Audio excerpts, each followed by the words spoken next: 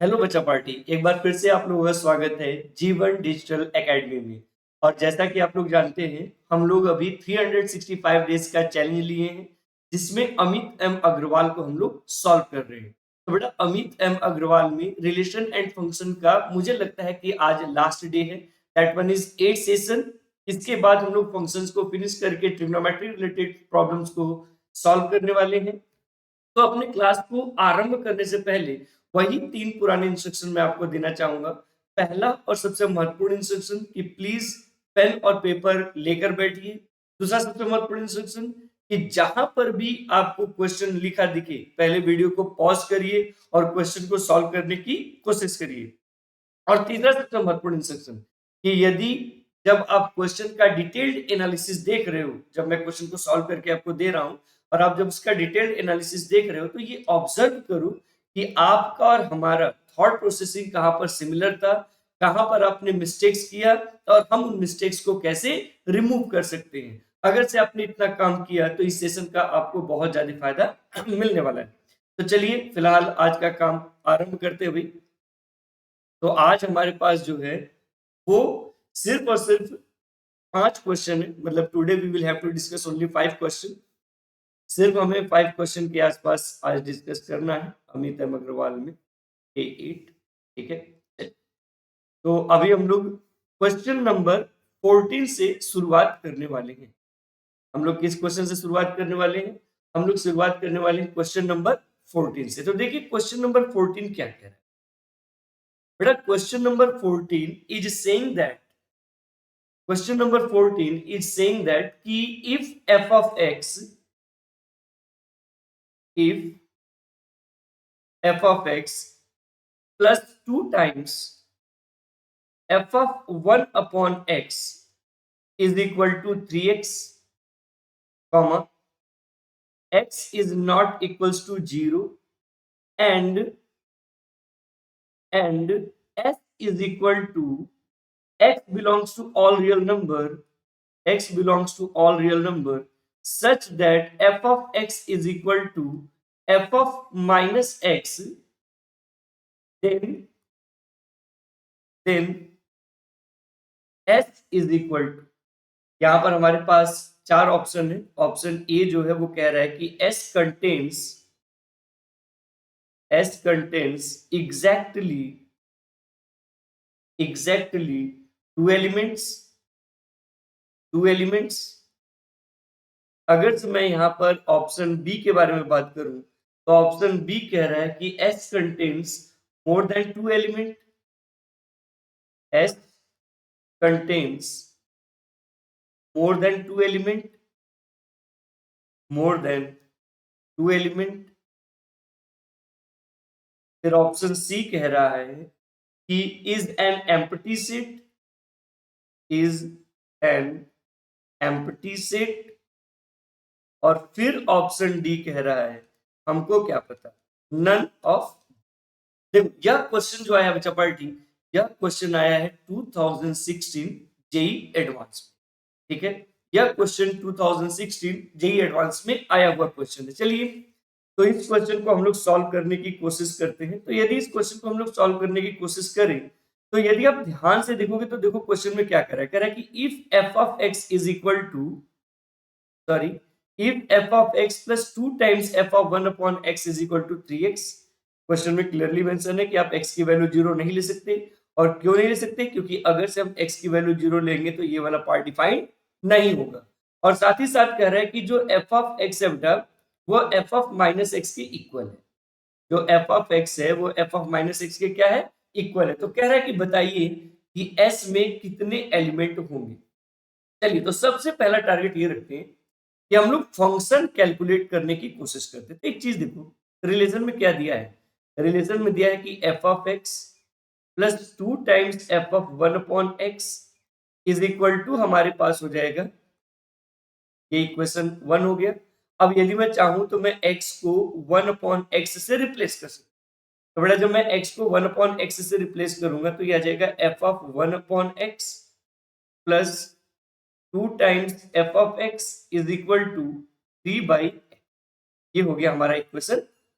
अब आप सोचो और दिमाग की बत्ती जला के सोचो कि यदि हमें एफ ऑफ एक्स की वैल्यू निकालनी है, बड़ा F of one upon x को रिमूव करना पड़ेगा, और F of one upon x को रिमूव करने के लिए क्या हम इक्वेशन टू में टू से मल्टीप्लाई करेंगे?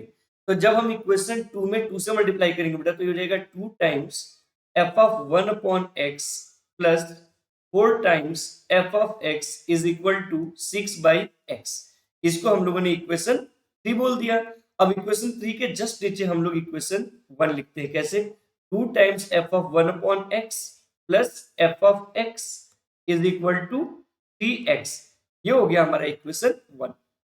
अब बताओ, यहां पर यदि मैं सब्ट्रैक्ट कर दूं तो साइन जो है वो ऑटोमेटिकली चेंज हो जाए। तो जब साइन चेंज हो जाएगा बेटा, तो देखो ये वाला पोर्शन इस वाले पोर्शन से हो गया कैंसिल, तो 4x माइनस थ्री, तो ये आ जाएगा three times f of x is equal to six by x minus three x. अच्छा, can I take three as a common from here? क्या मैं यहां से थ्री एज अ कॉमन ले सकता हूं? तो बेटा जब मैं यहां से थ्री एज अ कॉमन ले लूंगा, तो देखिए जैसे ही मैंने थ्री एज अ कॉमन लिया, ये हो गया to by x minus x, और बेटा इस थ्री से ये थ्री कैंसिल होगा। तो जब इस थ्री से यह थ्री कैंसिल आउट होगा, तो F of x is equal to आ जाएगा two by x minus x. F of x is equal to आ जाएगा टू बाई एक्स माइनस। सही है।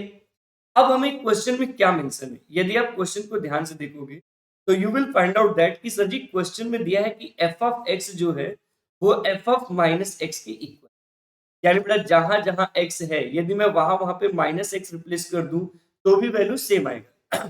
अगर ऐसा कुछ है तो देखो क्या लिखेंगे, two by x minus x is equal to minus two by x plus x. तो बेटा इस x को जब राइट में भेजेंगे तो पॉजिटिव, और इस टू बाई एक्स को राइट में भेजेंगे तो निगेटिव। तो इस तरीके से ये आ जाएगा two x minus four by x is equal to zero. अच्छा एक चीज देखो, यदि मैं टू कॉमन लेकर राइट में भेज दूं तो यह x minus four by x is equal to zero आ जाएगा। सॉरी, जब बेटा मैं टू को कॉमन लेकर राइट में भेजूंगा तो यहाँ पर टू बचेगा, यहाँ पर क्या बचेगा? अब यदि मैं यहाँ पर इसका एलसीएम लूं तो what is the LCM of x and 1? The LCM of x and 1 is x, तो बेटा ये हो जाएगा x square minus two is equal to zero. अब डिनोमिनेटर कभी भी जीरो हो नहीं सकता, तो क्यों ना हम डिनोमिनेटर को डायरेक्ट राइट में भेज दें, और जीरो इंटू एनी नंबर होता है जीरो, तो बेटा x square minus two is equal to हो गया जीरो। बताइए mod x is equal to root two आएगा, और जब आप इसे सॉल्व करोगे x इज इक्वल टू आएगा प्लस रूट टू आणि माइनस रूट। इसका मतलब ये हो गया कि sir ji how many elements containing by s? तो there are two element containing by s। तो यहां पर आपका ऑप्शन क्या होगा कि s contains exactly two elements. Option A is correct. तो एक चीज यहां से ये समझने वाली मिलती है कि चाहे क्वेश्चन मेंस का हो और चाहे क्वेश्चन एडवांस का हो और चाहे क्वेश्चन किसी का भी हो, आपके दिमाग में एक बात श्योर होना चाहिए कि इस तरह के क्वेश्चंस अगर से आ जाएं और यदि आपको उसमें दो हिस्सा दिखे और दोनों का वेरिएबल सेम हो, तो कोशिश करो कि फंक्शन कैलकुलेट कर लिया जाए। यदि फंक्शन कैलकुलेट कर लिए तो काम हो गया आसान, और यदि फंक्शन कैलकुलेट नहीं कर पाए तो बेटा फिर आप चाहे जितना भी प्रयास कर लो, आपसे क्वेश्चन सॉल्व होने वाला नहीं है। अब देखिए इसके बाद हमारे पास अगला क्या आता है, क्वेश्चन नंबर 15। ये क्वेश्चन थोड़ा दमदार है। क्वेश्चन नंबर 15, ये क्वेश्चन थोड़ा सा दमदार है। ये क्वेश्चन में क्या कर रहा है, क्वेश्चन में कह रहा है कि late f of n is equal to greatest integer 1 by 3 plus 3n by 100 3n by 100 into n, where denotes the denotes the where denotes the greatest integer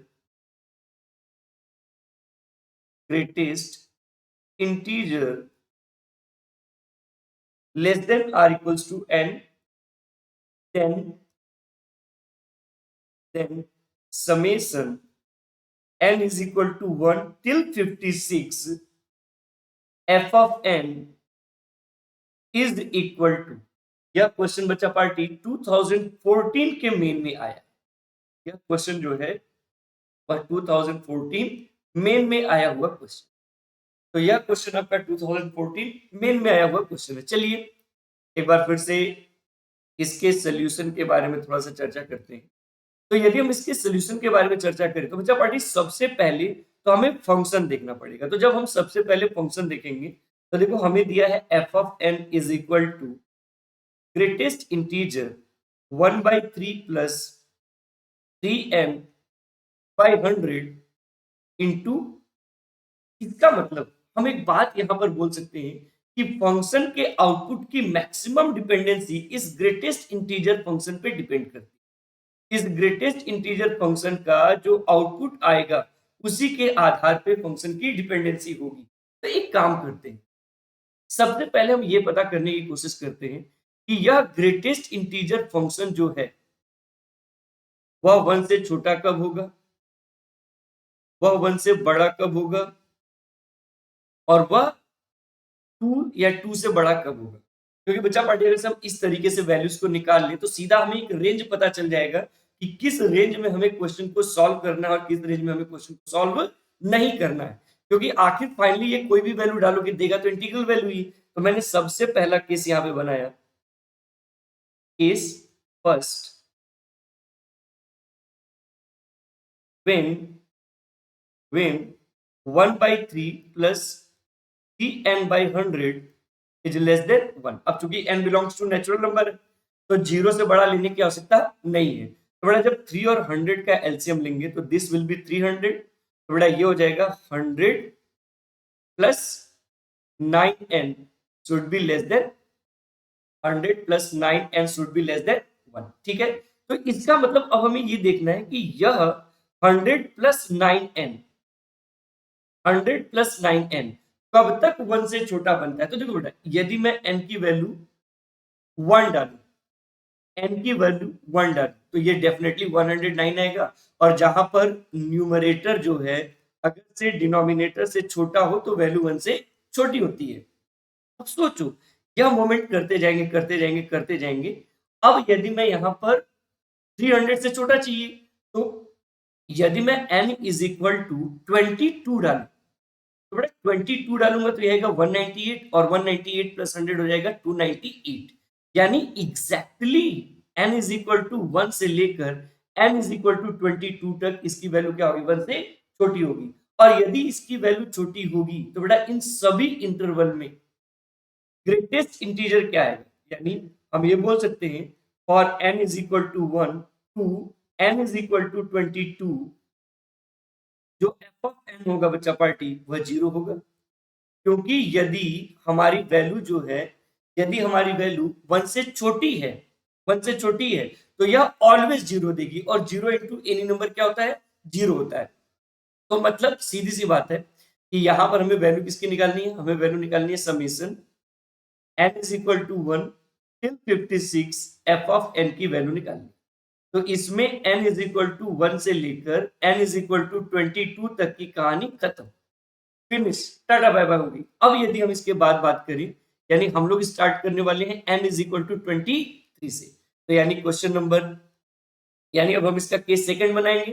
तो जब बेटा इसका हम लोग केस सेकंड बनाएंगे तो केस सेकंड क्या बनने वाला, केस सेकंड बनने वाला है कि जब 1/3 plus 3n by 100 greater than 1। तो देखो फिर वही बात होगी कि 100 प्लस 9n अपॉन 300 आ जाए और ये ग्रेटर देन 1 होना चाहिए। तो पहली बात कि n की पहली जो वैल्यू मिलेगी वो 23 मिलेगी, क्योंकि जैसे ही 23 डालेंगे न्यूमरेटर 300 से जारी हो जाएगा। लेकिन बच्चा पार्टी अगर से 1 से बड़ा चाहिए, लेकिन हमें यहाँ पर 2 से छोटा भी चाहिए, क्योंकि एग्जैक्टली 2 आया तो मामला जो है वो डाउन साइड चला जाएगा, दूसरे साइड में चला जाएगा। तो इसका मतलब n इज इक्वल टू 23 पर तो ये 1 से छोटा है। लेकिन यदि इसकी वैल्यू हमें 2 से छोटी चाहिए, इसका मतलब जब भी चाहिए न्यूमरेटर तो वो 600 से छोटा चाहिए। तो बेटा जब 600 से छोटा चाहिए तो देखते हैं कहां तक वैल्यू पुट कर पाते हैं। तो जैसे मान लो n इज इक्वल टू हमने 55 पुट कर दिया, 55 पुट करेंगे बेटा तो ये आ जाएगा 595 और 595 इंटू 100 695, सॉरी 55 जब पुट करेंगे बेटा तो 55 इंटू 99, सॉरी 55, क्या कर रहा हूं मैं, ये हो जाएगा 55 इंटू 9 प्लस 100, तो बेटा 9 5 जा 45, 9 5 जा 495 प्लस 100 एंड दैट इज 590। तो exactly n is equal to 55 तक यह आपका 1 से बड़ा होगा लेकिन 2 से क्या होगा, छोटा। और ऐसे केस में अगर तो मैं यहां पर लिखूं कि 1/3 प्लस 3n/100 इंटू n, तो n इज इक्वल टू 23 से लेकर n इज इक्वल टू 55 तक जो इसकी वैल्यू आएगी बच्चा पार्टी, वो एग्जैक्टली 1 आएगी। तो जब एग्जैक्टली 1 आएगी तो यहां से फंक्शन क्या बनेगा, यहां से जो फंक्शन हमारे पास क्रिएट होगा वो हो जाएगा f of n is equal to 1। और अब तो एक ही वैल्यू बचा n इज इक्वल टू 56, तो आपको पता है कि n इज इक्वल टू 56 पर अगर से मैं बात करूं तो देखो यहां पर क्या बनेगा, f of n is equal to बन जाएगा हमारे पास greatest integer 1/3 plus 3n/100 into n। और आपने कहा कि इसकी वैल्यू 56 पर 2 आएगी, तो जब 2 आएगी बच्चा पार्टी तो यहां पर फंक्शन बनेगा f of n is equal to 2n। अब देखो अब हम अपने काम को अंजाम दे सकते हैं कैसे, इन्होंने कहा कि summation n is equal to 1 till 56 f of n की वैल्यू निकाली है। तो मैंने इसको 3 पार्ट में ब्रेक किया। पहला पार्ट क्या था, summation n is equal to 1 till 22 f of n, फिर summation n is equal to 23 till 55 f of n, और फिर उसके बाद सीधा था 2n, क्योंकि एग्जैक्टली 1 ही बच रहा है तो सीधे 2n लिख दिया।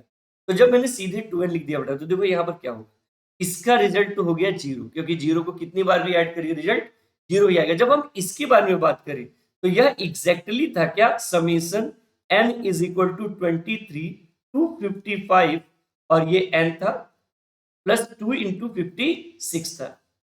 अब जब हम इसको सॉल्व करेंगे बेटा तो यह आ जाएगा 23 plus 24 plus 25 plus dot dot dot, last में आएगा 50, ये आ गया, और प्लस का आ गया 100 एंड। अब देखो यदि मैं इसमें टोटल नंबर ऑफ टर्म्स निकालूं तो टोटल नंबर ऑफ टर्म्स क्या होता है, फाइनल माइनस इनिशियल प्लस 1। यदि कोई भी चीज कॉन्जिकेटिवली बढ़े आगे तो क्या करते हैं, upper limit minus lower limit plus 1 करते हैं। तो बेटा 55 माइनस 23 और प्लस हो जाएगा 1। तो देखो टोटल टर्म कितने हैं, तो 55 में से जब 23 को माइनस करेंगे तो 32, और 32 और 1 मिलकर कितना हो जाएगा 33। और चूंकि यह एपी में है तो बेटा एपी में फॉर्मूला क्या होता है, n/2 in bracket first term plus last term, सही है, और प्लस हो जाएगा 112। तो सॉल्व करो तो यह आ जाएगा हमारे पास 33/2 इंटू बेटा 53 प्लस ये आपका 78 आ जाएगा क्या, तो ये आ गया 78 और प्लस हो जाएगा 112। तो जब हम इसको इससे कट करेंगे बेटा तो ये आ जाएगा 39, कितना आ जाएगा 30, 2 3 जा 6, 39। अब 39 का 3 से मल्टीप्लाई करते हैं, तो 39 का 3 से मल्टीप्लाई करना आपका काम होगा और फिर ऐड करिएगा, ये आ जाएगा 1390। So what is the correct answer, the correct answer is 1399। तो बड़ा इस क्वेश्चन से हमने क्या सीखा, इस क्वेश्चन से हमने एक महत्वपूर्ण बात सीखा कि जहां पर भी ग्रेटेस्ट इंटीजर फंक्शन दे जाए, कहीं पर भी अगर से आपको ग्रेटेस्ट इंटीजर फंक्शन दे दिया है and you are trying to solve that question, तो सबसे पहले आपको कंडीशन फ्रेम करना पड़ेगा। बिना कंडीशन को फ्रेम किए यदि आप क्वेश्चन को सॉल्व करने की कोशिश कर रहे हो तो समझ लो आप अपना समय बर्बाद कर। और एक बात और है कि जहां पर भी स्पेशल टाइप का फंक्शन दिया जाए तो पहले हमें उसे स्पेशल टाइप के फंक्शन से क्या करना पड़ेगा, करना, ठीक है। चलिए तो 15 नंबर क्वेश्चन के बाद जो हमारे पास अगला क्वेश्चन है दैट इज क्वेश्चन नंबर 16। ये क्वेश्चन थोड़ा सा कैजुअल क्वेश्चन है, नॉर्मल क्वेश्चन जिसे कहते हैं। क्वेश्चन में क्या कह रहा है कि if f of x is equal to, if f of x is equal to cos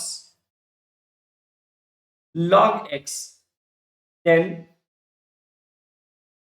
then f of x into F of y minus 1/2 in bracket f of x by y plus f of x into y has the value has the value. देखिए, जिसमें मुझे लगेगा कि बहुत important है option में, उसी में ऑप्शन दूंगा, अदरवाइज मैं सीधा क्वेश्चन को सॉल्व करूंगा। यह क्वेश्चन जो था बच्चा पार्टी, यह 1983 में आया है और यह 1 मार्क्स के लिए आया है। अच्छा, जहां पर मेन वर्ड नहीं लिखा होगा, मतलब समझ लीजिएगा कि वो क्वेश्चन जो है वो किसका है, एडवांस का क्वेश्चन है। हालांकि these questions are not too complicated. देखो, अगर से हमें यहाँ पर क्या करें कि f of x is equal to दे दिया है कॉस लॉग एक्स, सही है।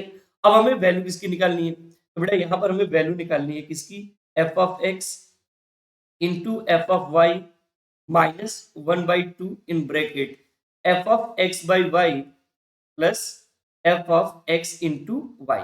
हमें इसकी वैल्यू निकालनी। तो एक बात बताओ, तो बेटा जब एक्स था तो एक्स लिखा, तो ये हो जाएगा कॉस लॉग एक्स। अब जब वाई है तो वाई लिखेंगे, तो into cos log y minus 1/2 in bracket. अब यहां पर क्या आ जाएगा, ये हो जाएगा cos log x by y plus cos log x into y, सही है।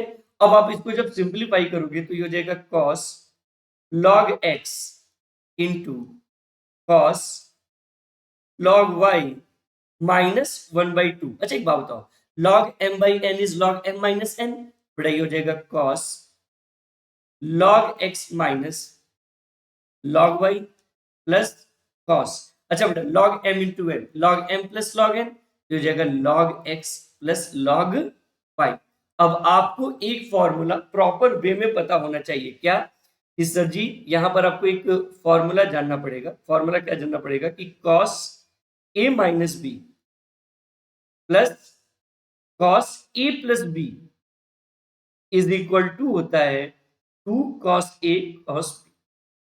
ये होता है फॉर्मूला।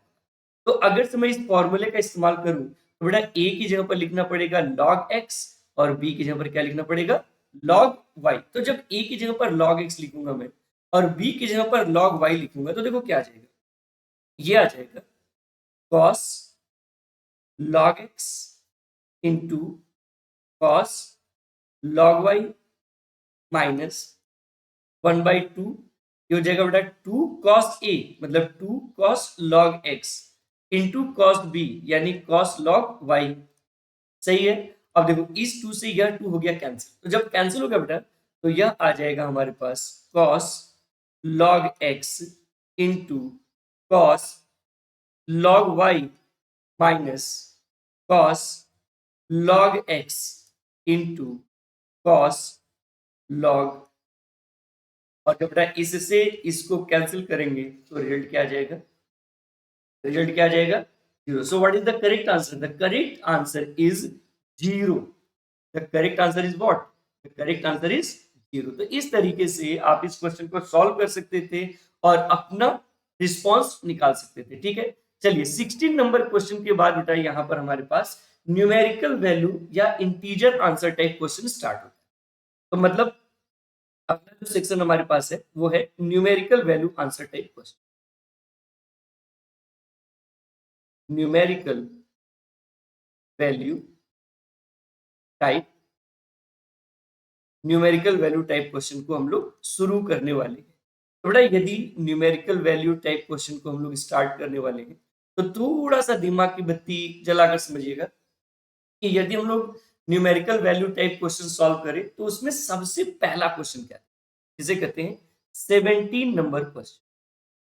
तो बेटा यदि हम 17 नंबर क्वेश्चन के बारे में बात करें तो 17 नंबर क्वेश्चन में कह रहा है कि let a is equal to 1 2 3 5 8 9, 1 2 3 5 8 9।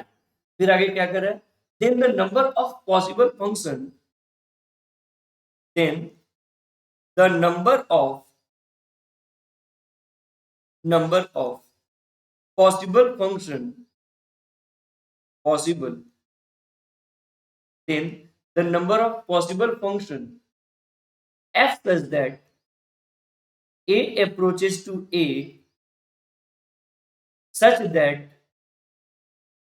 such that f of m into n is equal to f of m into f of n, f of n for all m comma n belongs to a, for all m comma n belongs to a with with m into n belongs to a, with m into n belongs to a is equal to, is equal.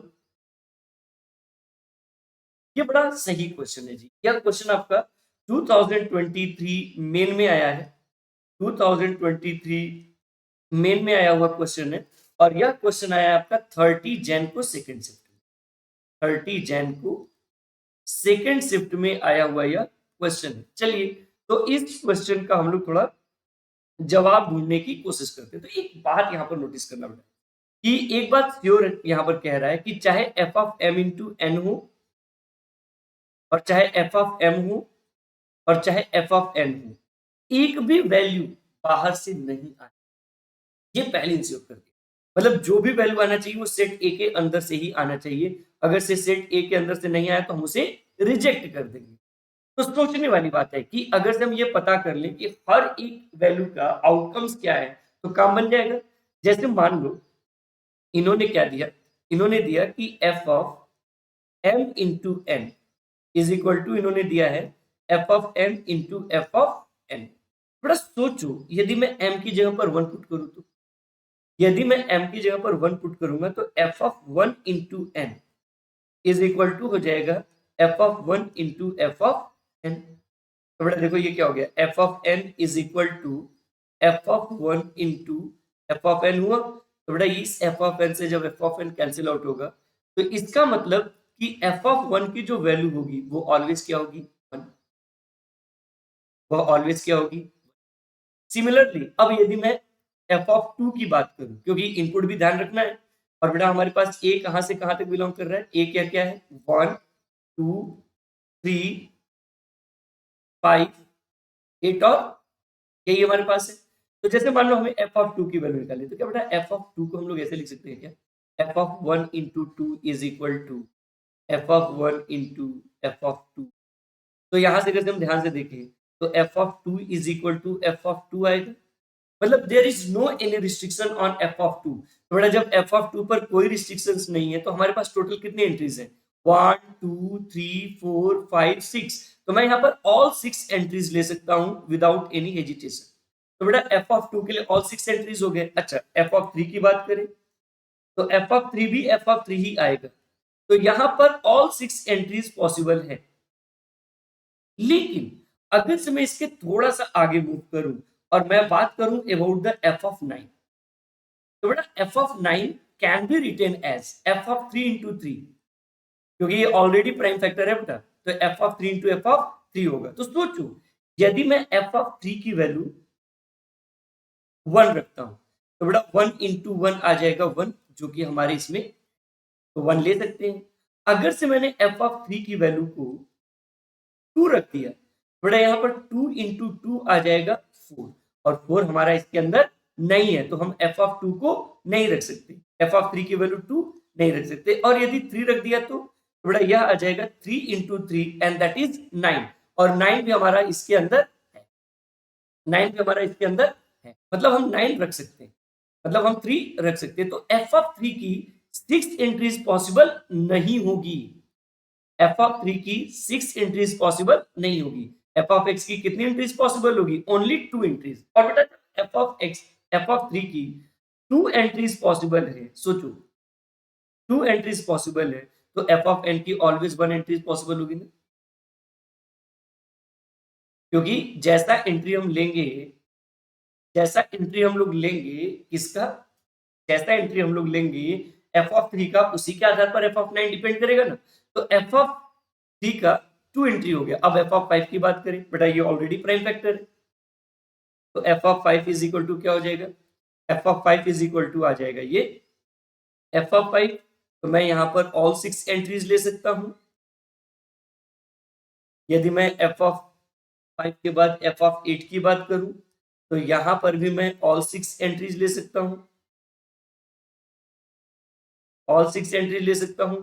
और यदि F of 9 की बात करें तो कितनी entries ले सकते हैं, ओनली 1 एंट्रीज, वो मैंने ऊपर सिद्ध कर। तो देखो अगर से मैं टोटल नंबर ऑफ फंक्शन निकालू, यदि अब मैं यहां पर टोटल नंबर ऑफ फंक्शन निकालू तो total number of function stand for what, F of 1 की पॉसिबल वैल्यू 1, एफ ऑफ 2 की पॉसिबल वैल्यू 6, एफ ऑफ 3 की पॉसिबल वैल्यू 2, एफ ऑफ 5 की पॉसिबल वैल्यू 6, एफ ऑफ 8 की पॉसिबल वैल्यू 6 और F of 9 की possible value.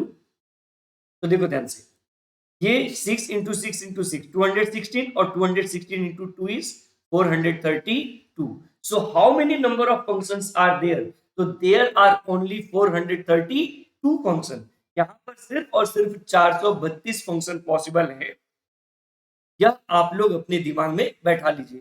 तो जहां पर भी इस तरह के क्वेश्चंस बन जाए ना जी, तो please try to make the condition. यदि आपने कंडीशंस को ढंग से बना लिया तो समझ लो कि आपका काम हो गया। और यदि आपने कंडीशंस को ढंग से नहीं बनाया और इसकी गुत्थी में उलझ गए कि एफ ऑफ एम को क्या करेंगे, एफ ऑफ एन को, वो आपको कंफ्यूज करने की कोशिश करेंगे और आप अपने कॉन्सेप्ट पर अड़े रहिएगा। वो आपको क्या करने की कोशिश करेंगे, कंफ्यूज करने की कोशिश करेंगे। आप अपने कॉन्सेप्ट पर टिके रहिएगा, आपका काम अपने आप हो जाएगा। ठीक है, चलिए अब उसके बाद 17 नंबर क्वेश्चन के बाद हम लोग फंक्शन का आखिरी क्वेश्चन बात कर रहे हैं, that is question number 18। Question number 18 क्या कह रहा है, क्वेश्चन नंबर 18 में, क्वेश्चन नंबर 18 में कह रहा है कि द वैल्यू ऑफ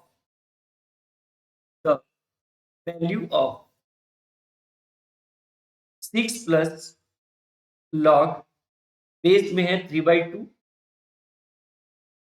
और ब्रैकेट में है कि 1/3√2 अंडर रूट में 4 माइनस 1/3√2 अंडर रूट में 4 माइनस 1/3√2 अंडर रूट में 4 माइनस एंड सो ऑन, ये टिल इंफिनिटी तक जा रहा है। तो हमें इसकी वैल्यू बतानी है, इजी लिख दिया इन्होंने, मतलब वैल्यू बताई। और यह क्वेश्चन आपका 2012 में आया हुआ। चलिए इस क्वेश्चन की भी कहानी बना लेते हैं भाई। तो अगर से हम इस क्वेश्चन की कहानी बनाएं तो देखो हमें वैल्यू किसकी निकालनी है बेटा, हमें वैल्यू निकालनी है 6 प्लस लॉग बेस में आ जाएगा 3/2 ब्रैकेट में क्या आएगा 1/3√2 अंडर रूट में 4 माइनस 1/3√2 अगेन अंडर रूट में 4 माइनस 1/3√2 टिल इंफिनिटी, यही है हमारे पास। तो देखो एक बात समझो कि अगर से हमें लॉग की वैल्यू निकालनी है तो बच्चा पार्टी सबसे पहले हमें इसकी वैल्यू निकालनी पड़ेगी, बिना इसकी वैल्यू निकाले काम बनने वाला नहीं है। तो जब हमें सबसे पहले इसी की वैल्यू निकालनी है तो क्यों ना हम इसको x इज इक्वल टू मान ले। तो बेटा x इज इक्वल टू क्या हो गया 1/3√2 अंडर रूट में 4 माइनस 1/3√2 अंडर रूट में 4 माइनस 1/3√2 अंडर रूट में 4 minus 1/3√2 and this process will continue till infinity. तो मैंने एक बात बोला था बेटा आपको कि जहां पर भी एक सर्टेन टाइम के बाद कोई भी चीज रिपीट करे, जैसे देखोगे ना 1/3√2 और 4, इसके बाद हर एक बार ये रिपीट कर रहा है, हर एक बार ये क्या कर रहा है, रिपीट कर रहा है। तो जहां पर रिपीटिशन आ जाए तो पहले वाले को छोड़कर बाकियों की जगह पर राइट वाली वैल्यू लिख देते हैं। तो क्या हम इसको अंडर रूट में 4 माइनस एक्स लिखेंगे, अब ना यह 3√2 डिवीजन है, राइट में जाके मल्टीप्लीकेशन हो जाएगा, तो ये हो जाएगा 3√2x is equal to under root में 4 minus x squaring on both the side. बेटा जब हम दोनों साइड का स्क्वायर करेंगे तो यह आ जाएगा 18x square is equal to 4 minus x. अच्छा यह x निगेटिव लेफ्ट में आ गया पॉजिटिव, तो बेटा 18x square plus x -4 is equal to 0। और 18 4 जा 72 और 9 8 जा भी क्या होता है 70। तो 18x square plus 9x minus 8x minus 4 is equal to 0। तो can I take 9x as a common. बड़ा जब हम यहाँ पर 9x एज अ कॉमन लेंगे तो यह 2x प्लस 1 आएगा। Can I take -4 as a common. बड़ा जब मैं -4 एज अ कॉमन लूंगा तो 2x plus 1 is equal to 0 हो जाएगा। तो देखो जब मैं दोनों में से 2x plus 1 as a common लूंगा, दोनों में से जब मैं 2x plus 1 as a common लूंगा तो क्या यह 9x minus 4 is equal to 0 हो जाएगा। बेटा यहां से x की दो पॉसिबल वैल्यू आएगी, एक आएगी -1/2 और एक आएगी 4/9। अब यदि आप गौर करोगे तो बेटा रूट जो होता है वो ऑलवेज पॉजिटिव, रूट जो होता है वो ऑलवेज क्या देता है पॉजिटिव। तो बेटा यदि रूट ऑलवेज पॉजिटिव देता है तो यदि राइट हैंड साइड पॉजिटिव है तो बेटा लेफ्ट हैंड साइड भी क्या होगा पॉजिटिव। और जब लेफ्ट हैंड साइड भी पॉजिटिव होगा मतलब हम -1/2 को रिजेक्ट कर देंगे। वैसे भी लॉग का इनपुट निगेटिव होता नहीं है इसलिए यहाँ पर हम रिजेक्ट कर देंगे। तो बेटा क्या आ जाएगा 4/9 आएगा। देखो इसको फाइनली क्या लिखेंगे, अगर से हम इस चीज को फाइनली लिखना चाहें तो what can we write finally. बेटा we can write finally 6 plus log 4/9 base 3/2। तो ये हो जाएगा 6 प्लस log 4/9 स्टैंड फॉर 2/3 का स्क्वायर बेस 3/2। फिर अगर से हम लोग इसको सॉल्व करें तो ये हो जाएगा 6 प्लस log बेस में 3/2। क्या बेटा 2/3 जो होगा वो 3/2 के पावर -2 होगा। तो जो इनपुट का पावर है वो बाहर चला जाएगा। तो ये हो जाएगा 6 - 2 log 3/2 बेस 3/2। और बेटा log 3/2 बेस 3/2 इज 1। तो जब यह 1 हो जाएगा तो 6 - 2 is equal to how much, 6 - 2 is equal to how much. तो बच्चा पार्टी आज के सेशन में 365 डेज के चैलेंज में हमने 8 दिनों के अंदर फंक्शन के अमित एम अग्रवाल के सारे प्रीवियस ईयर क्वेश्चन सॉल्व कर लिए। तो आज के लिए बस इतना ही करते हैं, मिलते हैं नेक्स्ट क्लास में ट्रिग्नोमेट्रिकल क्वेश्चंस के साथ। तब तक के लिए बहुत बहुत धन्यवाद। और हाँ बच्चा पार्टी यूट्यूब पर जो आप इतना प्यार और दुलार दे रहे हो उसके लिए बहुत बहुत धन्यवाद। तो thank you and thank you very much for your great love and support. इसी तरीके से अपना प्यार और दुलार बनाए रखिए ताकि हम अपने विचारों को आप तक पहुंचाते रहे। थैंक यू बच्चा party, thank you very much. मिलते हैं नेक्स्ट क्लास में।